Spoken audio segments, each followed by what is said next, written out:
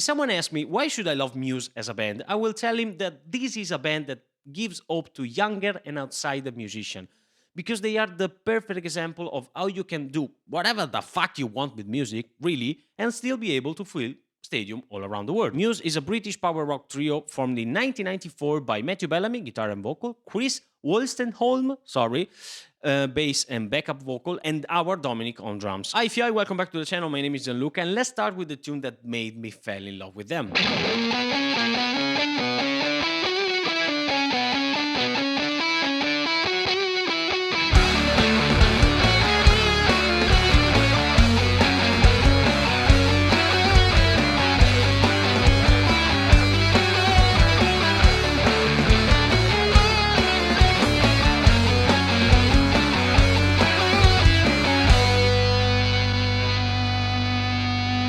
Think, Gianluca, those were the 90s, the 2000s. Rock music was as popular as rap is today. Well, let's jump into 2022 with the latest release, Kill or Be Killed. I will use the original one because I don't have a 7-string.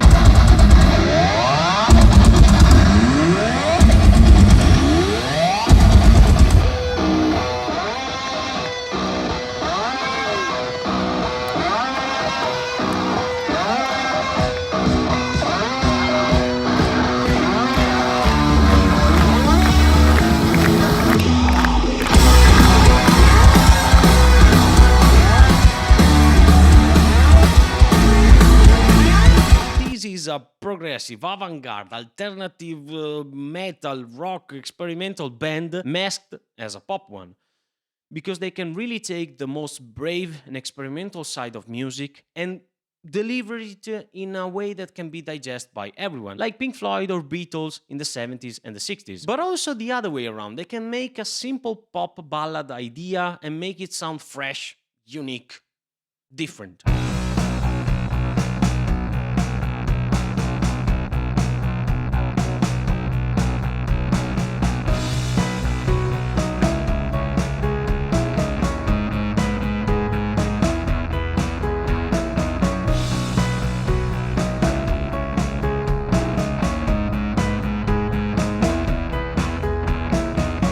Never use a nasty, distorted, fuzzy bass on a song like that. That's why I'm here in Italy making video, and they are filling the Olympic Stadium in Rome. Now let's take a look at the player with a song each, starting off with Matthew Bellamy, and for him, of course, two examples, because he's a badass guitar player and an even badasser, sorry I'm Italian, I don't know if it's a word, but it sounds fine to me, vocalist.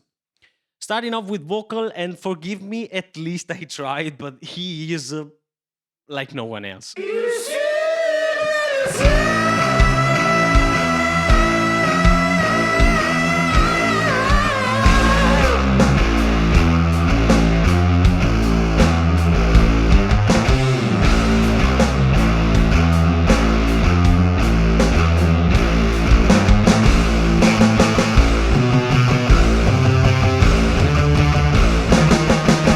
I tried. And now a guitar example which I'm definitely more competent about. I have to say it, he is a riff god. He can make you headbang and dancing at the same time. He has a massive funky groove even when he's playing 7-string super distorted guitar. I don't know what it is, but man, he is a riff god.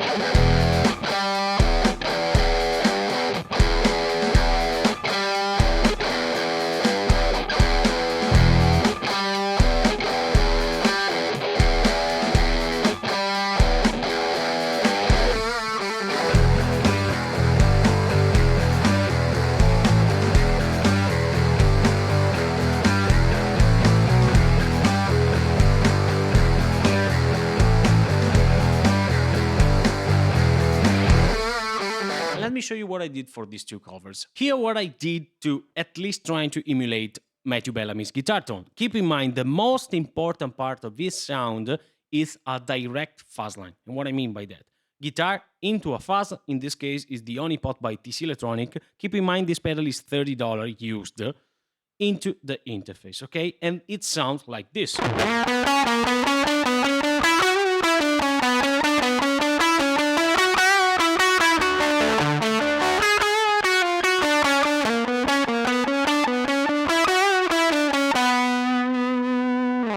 It's not a sound for everybody. In my opinion, is wonderful, nasty, really mid-pronounced, and with this really snappy attack. But I like to blend it with real amp for the beefiness, the roundness of the attack, and the sustain. This is my clean sound. Always on the edge of breakup because I like it, and then the fuzz again.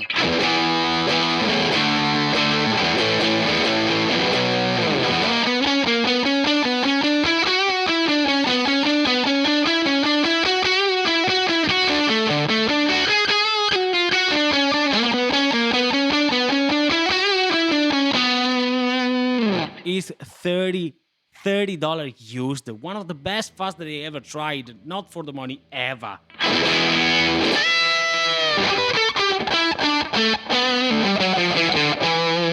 By the way, to my ear, the fuzz that Matthew Bellamy like to use are big muff, those type of fuzzes. This is a big muff style fuzz, so it's perfect for the job. For supremacy, I've gone just for the direct signal with a little bit of a Q, of course, to taming some harsh frequency, and it sounds sick. And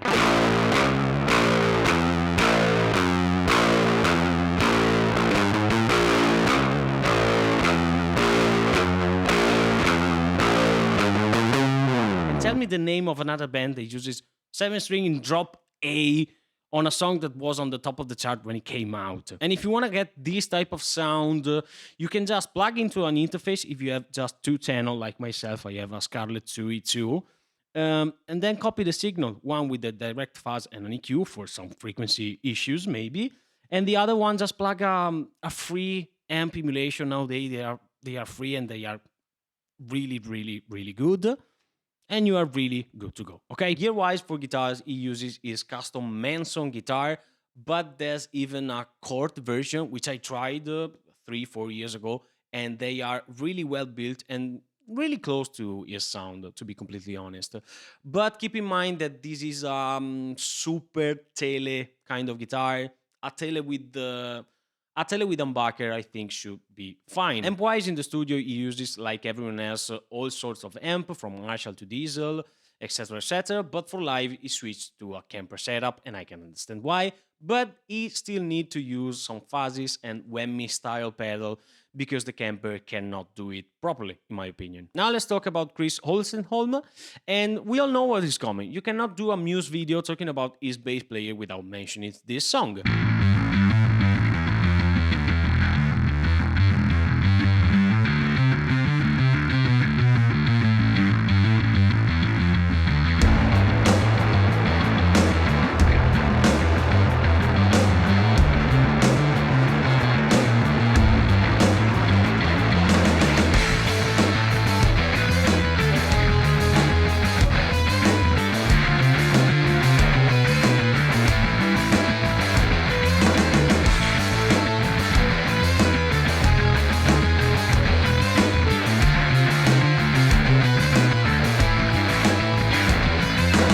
I can never decide if I like the song just for the bass riff itself, which is outstanding because it underlines all the chords of the song. You can really repeat this riff without anything else for until infinity and beyond, and it will be sick as fuck, okay?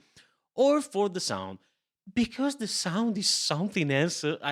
I'm nowhere close to the original one, but I think I made a pretty good job with it, and let me explain what I did. Okay, here's what I did to emulate the Hysteria, legendary Hysteria bass tone. I think I did a good job, but I'm nowhere close, to be completely honest. First of all, I split the signal in 3 parts, okay? A super compressed, low-pass DI signal for foundation, so I cut everything above 150 Hz, something like that. And then the same DI, I doubled it and ran it through an emulation of an SVT by Brainworks, which is free. Find it, downloaded it, is amazing. You can get really vintage, authentic kind of tones with that VST. And then on my board, which is an Edros FX unit, an SVT amp and cab emulation with a blend between the One Path fuzz. Almost 50-50. 50% clean bass, which is not so clean, to be honest.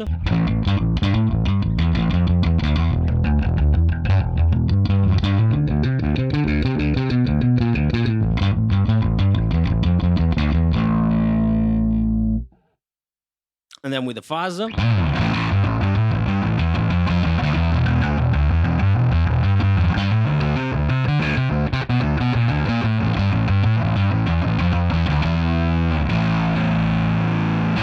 So I get that distortion, that fuzziness, that mid-range that is really fundamental in Chris' sound. And then to get the synth vibe, I decide to go for a VST minimum emulation by Arturia, and I programmed the bass riff just to get that synthy, squeaky vibe.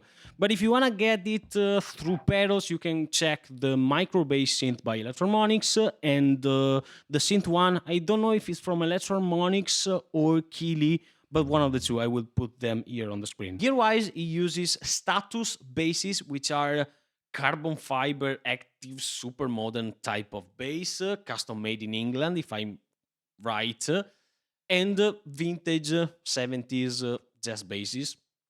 I can understand why, but it's odd. Amp-wise, a blend between Mark Bass and SVTs, and of course distortion, fuzz, modulation, whammy, synth pedal. But I think in studio all the synth sound are from actual synth, like I did here. But you can get those sound with pedals like the micro synth and the micro bass synth from Electromonics. And now I will spend a few words about our Dominic as a drummer, because I'm not a drummer myself, so I don't want to say bullshit about him, but I want to say that he is really a perfect example of how a good drummer play. He really served the song. He played for the song, not for himself. Or if you play something flashy, he's always in unison or playing something that really supports the bass, the vocal, the guitar, the synth. Nothing more than what is needed. And don't get me wrong, I love flashy drummers. My favorite drummer is Michael Portnoy. It's another contest, so it can be justified to play like that, but he really, Dominic Howard, for me, is the perfect example of how a pop rock drummer should play, okay?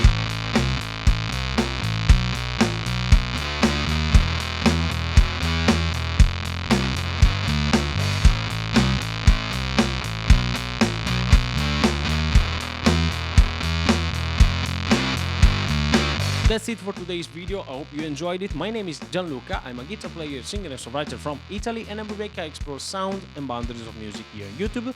So if you like this kind of shit, subscribe to the channel. You have no excuse. If you want to support the channel even more, there's a PayPal link for donation. That is amazing, guys, if you send even $1. And until next time, remember, you're lucky, my man.